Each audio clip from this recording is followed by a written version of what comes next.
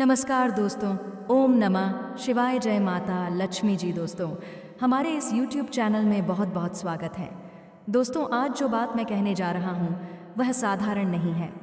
यह एक विधवा स्त्री से जुड़ी है। दोस्तों, एक विधवा स्त्री से आप चुपके से एक चीज़ मांग लेना, जीवन भर माला माल रहोगे। ये कोई सामान्य बात नहीं है। यह वह गुप्त ज्ञान है जिसे हमारे शास्त्रों ने हमेशा के लिए संभाल कर रखा था, लेकिन समय बीतने के साथ वह बात आम लोगों तक पहुंच नहीं सकी। यह वह रहस्य है जो अगर सही समय पर समझ लिया जाए, सही मन से किया जाए, तो इंसान की किस्मत पलटने में एक पल भी नहीं लगता। हमारे सनातन धर्म में हर चीज़, हर रिश्ता, हर अवस्था के पीछे गहरा अर्थ और अपार शक्ति छिपी हुई है। लेकिन पीढ़ी दर पीढ़ी कई बातें या तो भुला दी गई या गलत तरीके से समझाई गई। इसीलिए आज जब आप यह सुन रहे हैं तो पूरे दिल से सुनिए, क्योंकि हो सकता है कि आज का यही ज्ञान आपकी तिजोरी का ताला खोल दे, आपके घर की बरकत लौटा दे और आपकी आने वाली पीढ़ियों तक धन, सुख और समृद्धि का प्रवाह छोड़ जाए। भक्तों, आज की बात एक विधवा स्त्री से जुड़ी है। समाज उसे दया की नज़र से देखता है। कभी कभी लोग उसे अशुभ तक मान लेते हैं। किसी जगहों से पूजा से दूर रखा जाता है। कहीं लोग उसके सामने शुभ काम होने से 100 डरते हैं। लेकिन सच क्या है?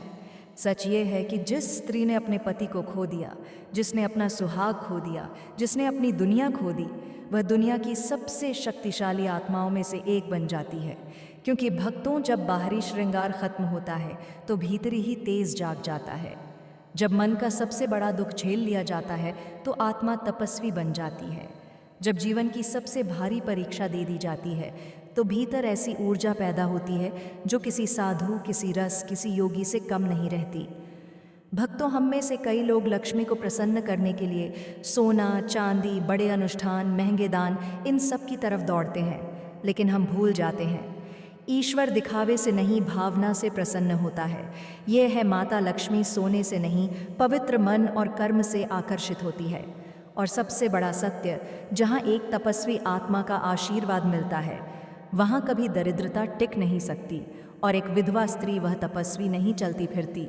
तपस्या है, वह त्याग की मूर्ति है, वह दुख से शुद्ध हुई आत्मा है, वह ईश्वर के सबसे करीब खड़ी होती है।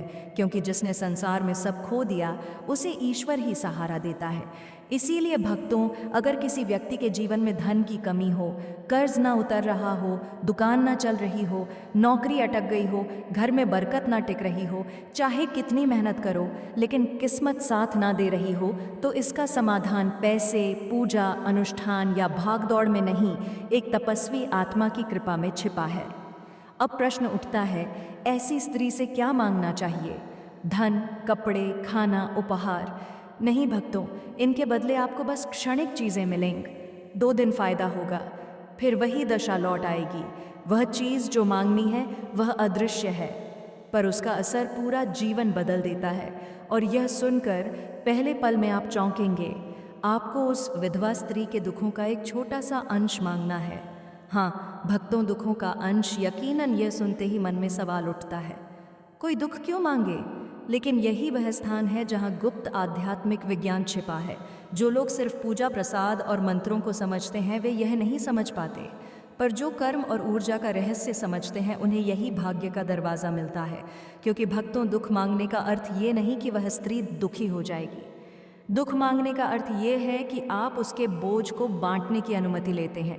और जब कोई इंसान किसी के दुखों को बांटने के लिए तैयार होता है तब उसके जीवन से दरिद्रता और कंगाली भाग जाती है। कर्म कहता है, जो दूसरों का दर्द बांटने को तैयार हो उसे ईश्वर खुशी बांध कर देता है। और जब विधवा स्त्री, जो तपस्वी आत्मा होती है, मन ही मन आशीर्वाद देती है, तो जिस घर में वह आशीर्वाद पहुंचता है वह घर कभी सोना नहीं रहता, न पैसा रुकता है, न सुख रुकता है, न बरकत रुकती है। भक्तों, आज आपने रहस्य का द्वार खोल दिया है, लेकिन यह अब भी अधूरा है। भक्तों, अब हम उस सबसे गहरे आध्यात्मिक एक रहस्य पर पहुंच चुके हैं जिसके कारण इंसान का भाग्य ऊपर भी उठता है और नीचे भी गिर जाता है। ये रहस्य से इतना सूक्ष्म है कि आम इंसान की नज़र में दिखाई नहीं देता, लेकिन जो इसे समझ लेता है उसके जीवन की पूरी दिशा बदल जाती है। ये बात कर्म, भाग्य और ब्रह्मांड के नियमों से जुड़ी है। आज मैं आपको वही समझाने जा रहा हूँ, लेकिन बहुत सरल भाषा में, ताकि जो पढ़ता है वह समझ सके। लिखा नहीं है जो वह भी पूरी तरह समझ सके। भक्तों, दुनिया में सुख और दुख यूं ही नहीं आते। हर इंसान इस जन्म में वही भोगता है जो उसने पहले जन्म और इस जन्म में किया है। जैसे बोया वैसा पाया, यही कर्म का नियम है। कोई अमीर क्यों पैदा होता है, कोई गरीब क्यों, कोई सुखी क्यों रहता है और कोई क्यों रोता है, इसकी जड़ इसी कर्म सिद्धांत में है।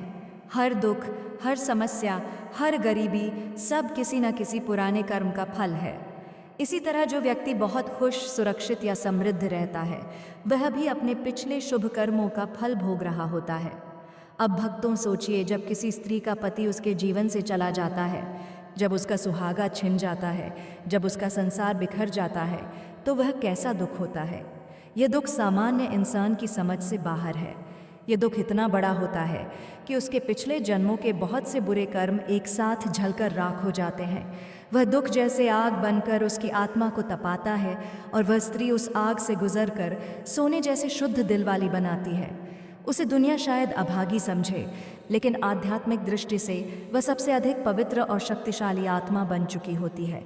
उसका हर आंसू तपस्या बन चुका होता है, उसका हरा हत त्याग बन चुका होता है, उसका मौन ध्यान बन चुका होता है, उसका निस्वार्थ जीवन साधना बन चुका होता है। इसीलिए उसके आशीर्वाद में भी ताकत होती है और उसके श्राप में भी ताकत होती है। इसलिए कहा गया है, विधवा को कभी रुलाना नहीं चाहिए, उसका दिल कभी नहीं दुखाना चाहिए, क्योंकि उसका दिल दुखाने वाला व्यक्ति सीधे अपने भाग्य को चोट पहुंचा देता है। अब भक्तों, मुख्य बात यहाँ से शुरू होती है, उस विधवा स्त्री से दुख मांगने से। आपका भाग्य कैसे चमकता है? पहली बात, आप वास्तव में दुख खरीदते नहीं, आप दुख बांटते हैं। जब आप उसके पास जाते हैं और मन ही मन दिल से सच्ची करुणा से कहते हैं, माँ, जो दर्द आप अपने दिल में सह रही हैं, उसका एक छोटा सा कण मुझे दे दो, ताकि आपका बोझ थोड़ा कम हो जाए, तो आप उस स्त्री से दुख नहीं मांग रहे होते, आप ब्रह्मांड को संदेश दे रहे होते हैं, मैं किसी का दर्द बांटने के लिए तैयार हूँ। ब्रह्मांड तुरंत आपके कर्म को पहचान लेता है, क्योंकि दुनिया में लोग खुशी छीनते हैं, फ़ायदा लेते हैं, काम की चीज़ें मांगते हैं, लेकिन किसी का दर्द बांटना बहुत दुर्लभ है। और भक्तों, यह प्रकृति का नियम है। जो इंसान दूसरों के दर्द को बांटने के लिए आगे आता है, भगवान उसके जीवन के दुखों को बांटना शुरू कर देते हैं। उस क्षण से कंगाली हटने लगती है, धन का प्रवाह शुरू हो जाता है, भाग्य के बंद दरवाजे खुलने लगते हैं और बरकत, सफलता और शांति जीवन में उतरने लगती है। क्योंकि आपने किसी का बोझ हल्का किया, इसलिए ब्रह्मांड आपका बोझ हल्का कर देता है। आपने दुख बांटने की मंशा दिखाई, इसलिए ईश्वर आपके सुख बढ़ा देते हैं। यही कारण भक्तों, कई लोग मंदिरों में लाखों रुपए दान करके भी सुख नहीं पाते, और कुछ लोग किसी दुखी को सच्चे दिल से 2 शब्द बोलकर भी अमीर हो जाते हैं, क्योंकि ईश्वर चढ़ावे नहीं, भावना देखते हैं। माता लक्ष्मी हीरे नहीं, कर्म देखती है। भाग्य दौलत नहीं, मानवता का तराजू तोलता है। भक्तों, अब यहीं से आगे की बात शुरू होती है, और यह हिस्सा सबसे अधिक रहस्यपूर्ण और जीवन बदल देने वाला है। अभी तक आपने समझा कि करुणा और परमार्थ का भाव किस तरह भाग्य को पलट देता है, लेकिन अब समझना यह है कि यह सब केवल भावना भर नहीं है, बल्कि ब्रह्मांड का एक अटूट नियम है। जब इंसान अपने दिल में यह सच्ची इच्छा पैदा करता है कि अगर किसी का बोझ कम हो जाए तो थोड़ा सा दुख मैं सह लूं, तब उसी क्षण ब्रह्मांड उसके अंदर वह शक्ति जगाता है जिसके सामने दरिद्रता, असफलता और दुर्भाग्य टिक ही नहीं पाते। यह वह पल होता है जब मनुष्य भीतर से बदल रहा होता है, और जब मनुष्य भीतर से बदलता है तभी जीवन बाहर से बदलता है। भाग्य बाहर से नहीं पलटता, भाग्य पहले दिल के अंदर पलटता है। भक्तों, दुनिया में 2 तरह के लोग होते हैं, एक जो सिर्फ लेने के लिए आए हैं और दूसरे जो देने के लिए आए हैं। जो सिर्फ लेता है उसका भाग्य सीमित रहता है, लेकिन जो देना सीख जाता है उसका भाग्य अनंत हो जाता है। और देने की सबसे महान चीज़ क्या है? पैसा नहीं, वस्तुएं नहीं, बल्कि किसी के दर्द को थोड़ा सा बांट लेने की भावना। यही सबसे बड़ा दान, सबसे बड़ा तप और सबसे बड़ा पुण्य है। जब आप किसी विधवा माता के दुख को बांटने की भावना रखते हैं, उस क्षण आप उसका जीवन आसान बनाने की जगह उसके कर्मों को भी हल्का कर रहे होते हैं। और जब उसके कर्म हल्के होते हैं तो वह भीतर से दुआ देती है। चाहे बोल कर दे या बिना बोले, उसका आशीर्वाद सीधा आपके भाग्य में लिख दिया जाता है। याद रखना भक्तों, दुनिया में सबसे सच्ची दुआ उस इंसान की होती है जिसने दुख झेला हो, क्योंकि जो केवल सुख में रहा है उसकी दुआ में आग नहीं होती, लेकिन जिसने खोया हो, सहा हो, रोया हो, उसकी दुआ पत्थर पर भी फूल उगा सकती है। विधवा स्त्री के आंसू साधारण पानी नहीं होते, वे तपस्या की अग्नि में पवित्र हुए होते हैं। उसके दिल से निकलने वाली दुआ में वह शक्ति होती है जो इंसान के जीवन की सबसे बड़ी रुकावटें भी एक ही पल में दूर कर देती है। और जब आप उसके दुख के साथ खड़े होते हैं, बिना कुछ मांगे, बिना कोई पहचान चाहे, बिना कोई बदले की इच्छा रखे, तब ब्रह्मांड आपकी किस्मत को उस जगह से उठाकर उस जगह पहुंचा देता है जहां आप खुद भी कभी पहुंचने की कल्पना नहीं कर पाए थे। भक्तों, करुणा ब्रह्मांड की सबसे ऊंची तरंग है। धन उसकी छाया है, किस्मत उसकी दासी है और समृद्धि उसका परिणाम है। जिस दिन मन में करुणा पैदा हुई, उसी दिन घर में बरकत का प्रवाह शुरू हो गया। सोचो, एक दिल जो किसी और के आंसू मिटाने के लिए तैयार है, भगवान उसे आंसू कैसे देंगे? एक मन जो किसी और की तकलीफ बांटना चाहता है, भगवान उसे तकलीफ कैसे देंगे? ऐसा नहीं हो सकता। भगवान बहुत न्यायप्रिय है, लेकिन उससे भी ज़्यादा दयालु है। जो दया के मार्ग पर चल पड़ता है, उसके पीछे खुद लक्ष्मी और नारायण चल पड़ते हैं। भक्तों, दुनिया में सबसे मजबूत व्यक्ति वह नहीं है जो बहुत पैसा कमाता है, बल्कि वह है जो दूसरों के दर्द को देखकर उसका हिस्सा अपने ऊपर लेने की क्षमता रखता है। यही तो असली धनी होने का मापदंड है। जो इंसान सिर्फ अपने लिए कमाता है वह अमीर हो सकता है, लेकिन जो इंसान दूसरों के लिए जीता है वह महाधनवान हो जाता है। धन केवल तिजोरी में नहीं रहता, धन हृदय में रहता है, और जहाँ हृदय में दया हो वहाँ से धन, शांति, सम्मान और सौभाग्य कभी नहीं जाता। यही कारण है भक्तों कि ई बार आप देखेंगे कुछ लोग कम कमाते हैं लेकिन उनके घर में कभी कमी नहीं होती, और कुछ लोग बहुत कमाते हैं फिर भी परेशान रहते हैं। क्यों? क्योंकि समृद्धि मेहनत से नहीं आती, समृद्धि कर्म और करुणा से आती है। मन का विशाल भाव सौभाग्य को अपने पास खींचता है, जैसे चुंबक लोहे को खींचता है। जब दिल बड़ा हो जाता है तब जीवन बड़ा हो जाता है। और ये याद रखना भक्तों, माँ लक्ष्मी घर में तभी कदम रखती है जब दिल में दया जीवित हो। जहाँ दिल में करुणा नहीं, वहाँ पूजा मंत्र, करोड़ों रुपए और महंगी भेंट भी कोई काम नहीं करती। लेकिन जहाँ दिल में करुणा हो, वहाँ एक चुटकी चावल, एक बूंद पानी और एक सच्चा भाव भी भाग्य को बदलने के लिए काफ़ी होता है। यही कारण है कि किसी विधवा माता के दुख को बांटने की भावना सिर्फ आध्यात्मिक काम नहीं, बल्कि धन का सबसे गहरा, सबसे गुप्त और सबसे तेज असर करने वाला नियम है।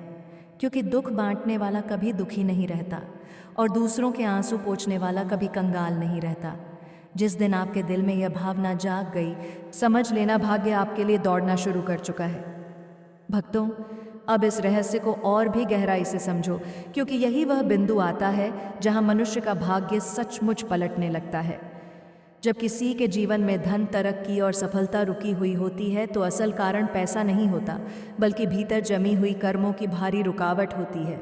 और जब दिल में करुणा जागती है, निस्वार्थ भाव उठता है और आत्मा किसी दुखी के दर्द में भागीदार बनने को तैयार होती है, तब वही करुणा उस रुकावट को काट देती है। जैसे नाली में कचरा अटक जाए तो पानी नहीं आता, उसी तरह जीवन में धन का प्रवाह उग जाता है। अवसर बंद हो जाते हैं और किस्मत साथ नहीं देती। लेकिन जिस दिन मनुष्य निस्वार्थ भाव से किसी पीड़ित व्यक्ति की तकलीफ को कम करने की इच्छा करता है, उस दिन वही भावना उस कर्म कचरे को साफ कर देती है और किस्मत का पानी पूरी ताकत से बहना शुरू हो जाता है। भक्तों, बहुतों के मन में सवाल आता है, क्या हमें जाकर विधवा माता से सीधे यह कह देना है कि आपका दुख मुझे दे दीजिए? बिल्कुल नहीं। ऐसा कहना उनकी आत्मा को दुख देगा और यह पूरी साधना व्यर्थ हो जाएगी। यह एक गुप्त क्रिया है, एक मौन साधना, जिसे बिना बताए, बिना जताए, बिना पहचान चाहे करना होता है। इस साधना का पहला नियम है भाव शुद्ध होना चाहिए। अगर मन में यह लालच हो कि चलो यह उपाय करके देखता हूँ, अमीर बन जाऊँ, करोड़पति बन जाऊँ, तो यह कभी काम नहीं करेगा। यहाँ पैसा पाने की चाह नहीं चलती, यहाँ दिल की सफाई चलती है। जब किसी विधवा माता का दर्द देखकर आपके दिल में सच में करुणा उठे, जब आंखों में अपने आप नमियाँ जाए, जब आत्मा कहे काश मैं इसका दुख थोड़ा कम कर पाता, तब समझो कि आप इस साधना के योग्य हो चुके हैं। अब भक्तों जानो इसका सही तरीका।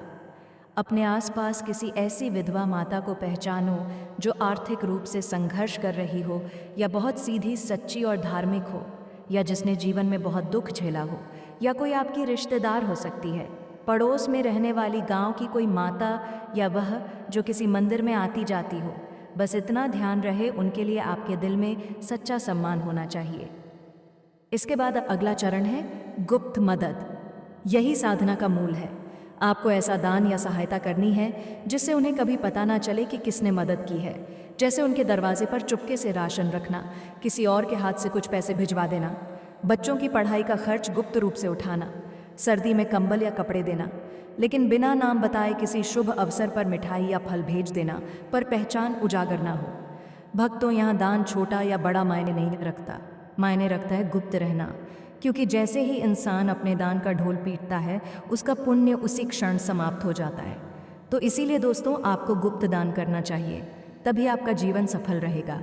तो दोस्तों, वीडियो को यहीं पर समाप्त करते हैं। अगर हमारे द्वारा बताई गई जानकारी आप सभी को अच्छा लगा हो तो वीडियो को एक लाइक करके चैनल को सब्सक्राइब कर लें। धन्यवाद।